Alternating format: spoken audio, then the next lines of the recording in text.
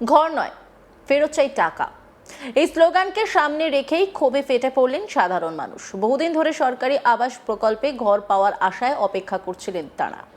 অভিযোগ, সেই আশাকে পুঁজি করেই ঘর পাইয়ে দেওয়ার প্রতিশ্রুতি দিয়ে হাজার হাজার টাকা নেওয়া হয়েছিল, কিন্তু সময় পেরিয়ে গেল, মেলেনি ঘর, ফেরত আসেনি টাকাও। আর সেই জমে থাকা ক্ষোভই এবার বিস্ফোরণে রূপ নিল। টাকা ফেরতের দাবিতে বিক্ষোভ, চিৎকার, স্লোগান। এমনকি অভিযুক্তের বাড়ি লক্ষ্য করে ডিম ও কাদা ছোড়ার ঘটনায় ব্যাপক চাঞ্চল্য ছড়িয়েছে এলাকা জুড়ে।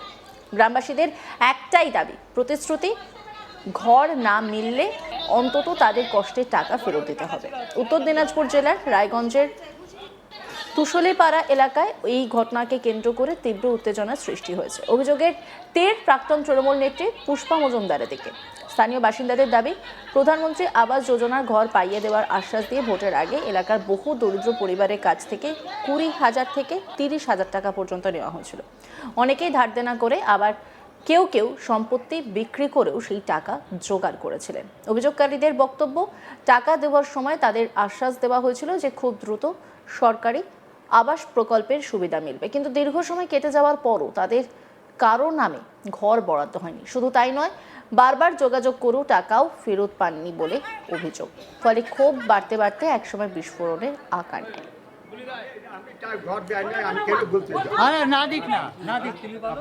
অভিযোগকারী কি বলছেন শুনবো। আমার টাকা নিচ্ছে 40,000 টাকা নিচ্ছে ঘর দেওয়ার জন্য।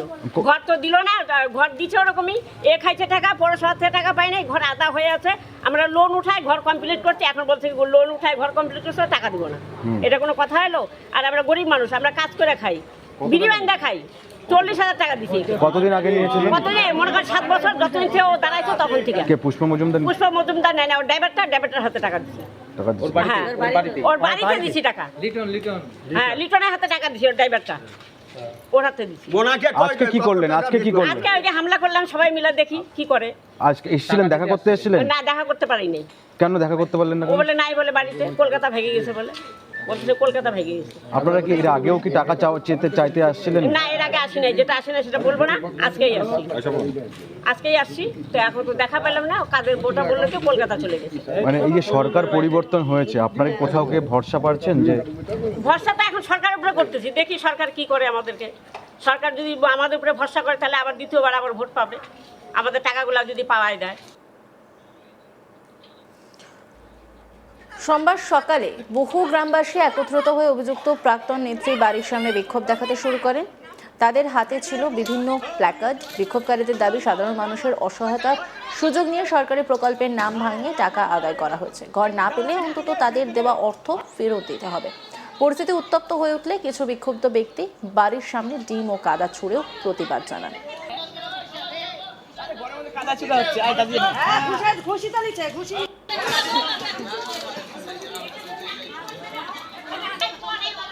আরো এক অভিযোগকারী কি বলছে শুনবো। আমরা আসছি, পুষ্পা মজুমদার আমাদের কাছে ঘরের বাবদে টাকা নিয়েছিল, সেই টাকা তোলার জন্য এখানে আসছিলাম। তারপর কি করলেন? আমরা এখানে এসে কাদা মারছি, ডিম ফাটানো হয়েছে এখানে সবাই মিলে। সেই টাকার জন্য সেটাই আমরা করতে আসছি। ওনাকে পেলেন না বাড়িতে? না, উনি নাই। ওনার কর্মচারী একজন আছে, ও বলছে যে নাই, সকালে বেরিয়ে গেছে। কিন্তু কালকে ছিল, আমরা খবর পাইছি, সেই জন্য আমরা সকাল আসছি। এখন কি চাইছেন আপনারা? আমরা চাইছি আমাদের কাছে প্রত্যেকের কাছে যায় 20,000 30,000 টোটো চালায় এ ভাই, এর কাছে 40,000 টাকা নিচ্ছে। এর টাকাটা আমাদেরকে রিটার্ন করে দেয়। আর আমাদের ঘরের টাকাটা যে বাকি আছে সেটা ঢুকছে না। এবার আমাদের নেক্সট সরকার আসছে, দেখি তাকে দিয়ে আমরা সেই টাকাটা পাই কিনা। বিধায়ক কিংবা কাউকে জানাবেন? হ্যাঁ, 100 বার জানাতে চাই আমরা।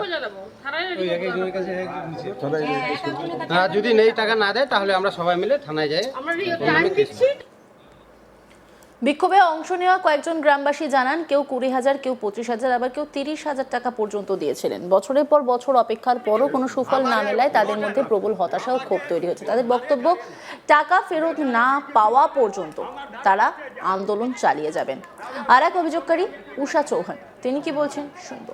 আমাদের ঘরের টাকা ওরা নিয়েছিল, 30,000 টাকা জমা নিয়েছিল, তারপরে আমাদেরকে ঘর দিয়েছিল। তো সেই আন্দাজে আমরা এখনো টাকা পাইনি কমপ্লিট। 3 লাখ টাকা পেয়েছি, তারপরে দেখাচ্ছে যে আমাদের টাকা আমাদেরকে দিয়ে দিয়েছে।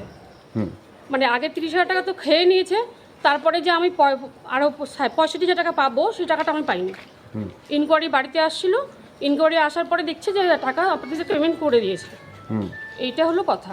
আর আমরা চাচ্ছি যে আমাদের যে টাকাটা নিয়েছিল ওরা ওই টাকাটা যেন দিতে।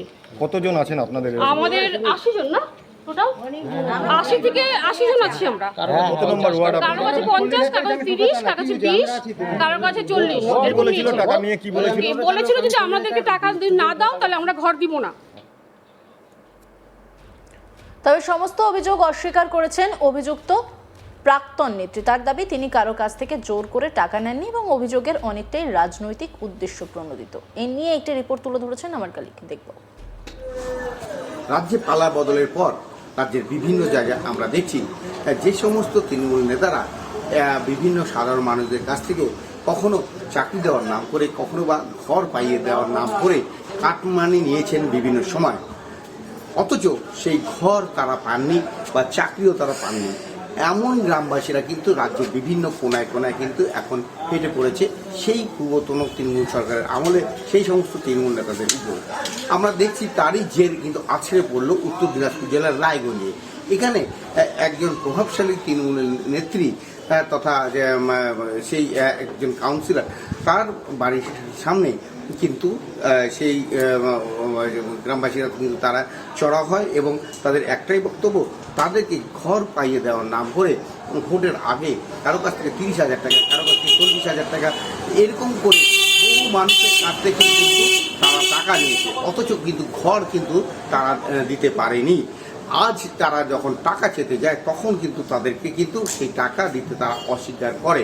এরপরে কিন্তু অশান্তির রেশ আরও বেড়ে যায় এবং দেখা যায় যে গ্রামবাসীরা একত্রিত হয়ে সেই পুষ্পা মজুমদার যেই কাউন্সিলর, তার বাড়ির সামনে গিয়ে কখনো পচা ডিম মাঠের বাড়িতে উদ্দেশ্য করে এবং কাদা ছুঁড়ে তাদের বাড়ির উদ্দেশ্য করে, এবং এই ঘটনা এতটাই চরম উত্তেজনা হয়ে ওঠে যে বাধ্য হয়ে পুলিশকে সেখানে আসতে হয় এবং পরিস্থিতি নিয়ন্ত্রণে আনতে বাধ্য হয়।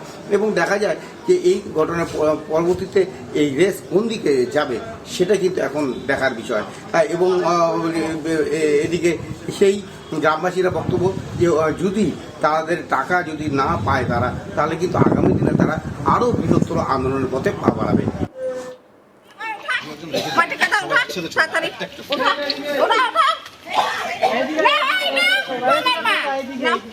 ভিতরে ঢোকা না ওই জানলা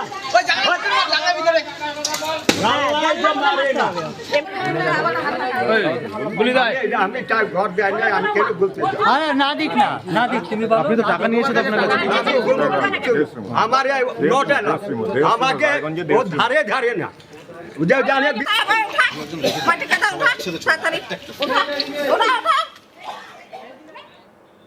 অন্যান্য খবরের আপডেটের জন্য অবশ্যই নজর রাখুন আজ তাক বাংলার ইউটিউব স্ট্রিমিংয়ে। লাইক, কমেন্ট, শেয়ার এবং সাবস্ক্রাইব করতে ভুলবেন না।